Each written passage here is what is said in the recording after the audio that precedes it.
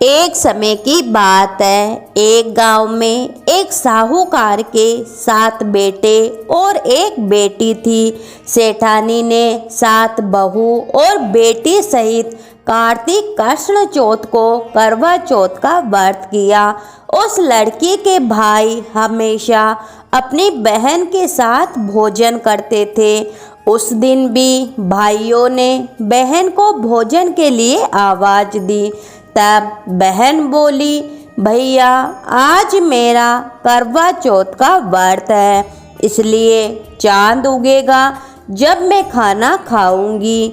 भाइयों ने सोचा कि बहन भूखी रह जाएगी, इसलिए एक भाई ने दिया लिया और एक भाई ने चलनी लेकर पहाड़ी पर चढ़ गए।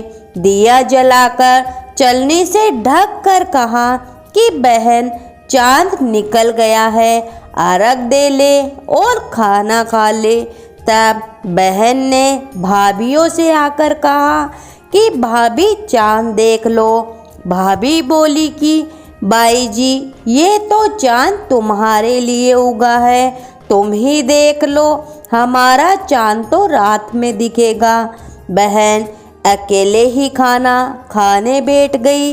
पहले कौर में बाल आया, दूसरे कौर खाने लगी तो उसे ससुराल से बुलावा आ गया कि बेटा बहुत बीमार है, सो बहू को जल्दी भेजो। माँ ने जैसे ही कपड़े निकालने के लिए बक्सा खोला, 3 बार ही कभी सफ़ेद, कभी काला, कभी नीले कपड़े ही हाथ में आए।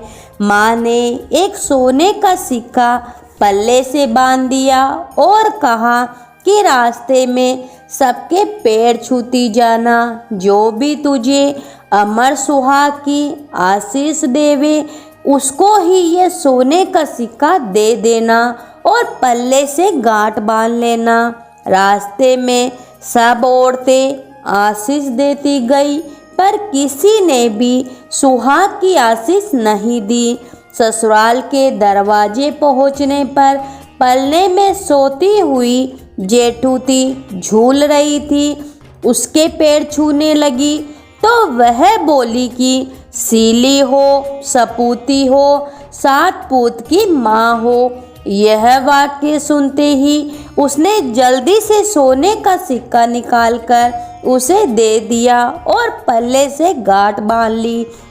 अंदर गई तो पति मरा पड़ा था। बहू ने मरे हुए अपने पति को जलाने के लिए नहीं ले जाने दिया और बोली, मेरे लिए अलग से झोपड़ी बनवा दो, और वही अपने मरे हुए पति को लेकर रहने लगी।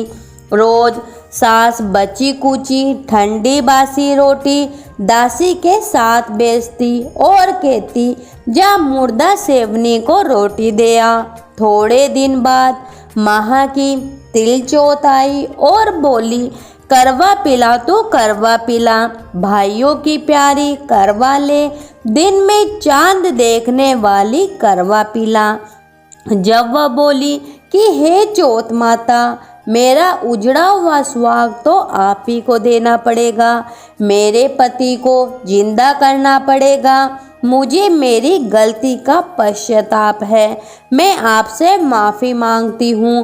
तब चौथ माता बोली, मेरे से बड़ी बैसाख की चौथ आएगी, वो तुझे तेरा सुहाग देगी।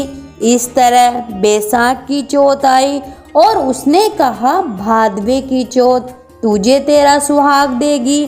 तब कुछ महीने बाद भादवे की चौथ माता स्वर्ग से उतरी और वही सब बात कहने लगी। तब उसने चौथ माता के पांव पकड़ लिए। चौथ माता बोली कि तेरे ऊपर सबसे बड़ी कार्तिक की करवा चौथ माता है, वही तेरे से नाराज हुई है। यदि तूने उसके पैर छोड़ दिए तो फिर कोई भी तेरे पति को जिंदा नहीं कर सकता है।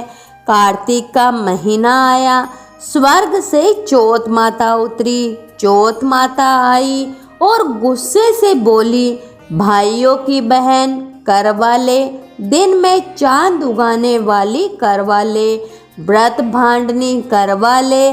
साहूकार की बेटी ने चौथ माता के पैर पकड़ लिए और विलाप करने लगी, हे चौथ माता, मैं ना समझती, मुझे इतना बड़ा दंड मत देवो।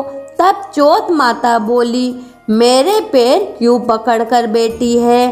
तब वह बोली, मेरी बिगड़ी तो आपको ही बनानी पड़ेगी, मुझे सुहाग देना पड़ेगा, क्योंकि आप सब जग की माता हो और सबकी इच्छा पूरी करने वाली हो। तब चौथ माता खुश हुई और उसे अमर सुहाग का आशीर्वाद दिया। इतने में उसका पति बैठा हो गया और बोलने लगा, मुझे बहुत अच्छी नींद आई। वह बोली, मुझे तो 12 महीने हो गए, मुझे तो चौथ माता ने सुहाग दिया है। तब पति बोला कि चौथ माता का विधि विधान से उद्यापन करो। उधर ननंद रोटी देने आई तो उसने 2 जनों के बोलने की आवाज़ सुनी और अपनी माँ से जाकर बोली कि भाभी तो पता नहीं किससे बातें कर रही है। तब सास ने जाकर देखा कि बहू बेटा दोनों जीम रहे हैं, वह चौपड़ पासा खेल रहे हैं। देखकर वह बहुत खुश हुई और पूछने लगी कि कैसे हुआ बहू? बहू बोली, ये सब मुझे मेरी चौथ माता ने दिया है। और सासू जी के पैर छूने लगी और सास ने अमर सुहाग का आशीष दिया। दूर खड़े हुए पति पत्नी का गठबंधन जुड़ गया और सब चौथ माता का चमत्कार मानने लगे। चौथ माता का व्रत पुरुष की स्त्री, बेटे की माँ सभी को करना चाहिए। 13 चौथ करनी चाहिए।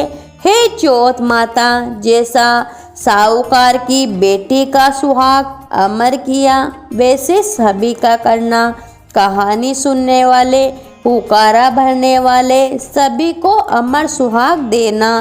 तो बोलो मंगल करनी, दुख हरनी, चौथ माता जी की जय हो। गणेश जी की कहानी। एक अंधी बुढ़िया माई अपने पति, बेटा व बहू के साथ रहती थी। वे लोग बहुत गरीब थे। बुढ़िया माई रोज गणेश जी महाराज की पूजा पाठ करती थी। एक दिन गणेश जी महाराज उससे प्रसन्न हुए और बोले कि मुझसे कुछ मांग। तब बुढ़िया माई ने कहा कि मुझे तो कुछ मांगना ही नहीं आता। तब गणेश जी महाराज बोले कि तेरे बेटे से पूछ ले। तब वो अपने बेटे से पूछी। तब बेटा बोला कि माँ धन मांग ले।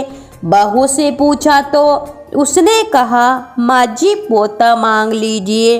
तब बुढ़िया माई ने सोचा कि ये दोनों तो अपने अपने मतलब की बात मांगने को कह रहे हैं। सो उसने पड़ोसन से पूछा। पड़ोसन बोली, तुम क्यों धन मांगो, क्यों पोता मांगो, अपने लिए भी कुछ मांग। अपने लिए आंखें गूंथने मांग ले। तब घर आकर बुढ़िया माई ने सोचा कि ऐसी कोई चीज मांगू कि जिससे बेटा बहू भी राजी हो जाए और अपना मतलब भी निकल जाए। दूसरे दिन गणेश जी महाराज आए और कहने लगे कि बुढ़िया माई कुछ मांग ले। तब बुढ़िया माई बोली, दीदा घोड़ा देवो, सोने के कटोरे में पोते को दूध पीता देखूं। अमर सुहाग देवो, निरोगी काया देवो, सभी सुख देवो। तब भगवान गणेश जी बोले कि बुढ़िया माई, तूने तो हमें ठग लिया, सब कुछ तो मांग लिया और कहती है कि कुछ मांगना ही नहीं आता है। पर ठीक है, ऐसा ही सब कुछ हो जाएगा। और अंतर्धान हो गए। बुढ़िया माई के वैसा ही सब कुछ हो गया। हे गणेश जी महाराज, जैसा बुढ़िया माई को दिया वैसे सबको देना, सबका भला करना। तो बोलो विनायक जी महाराज की जय हो।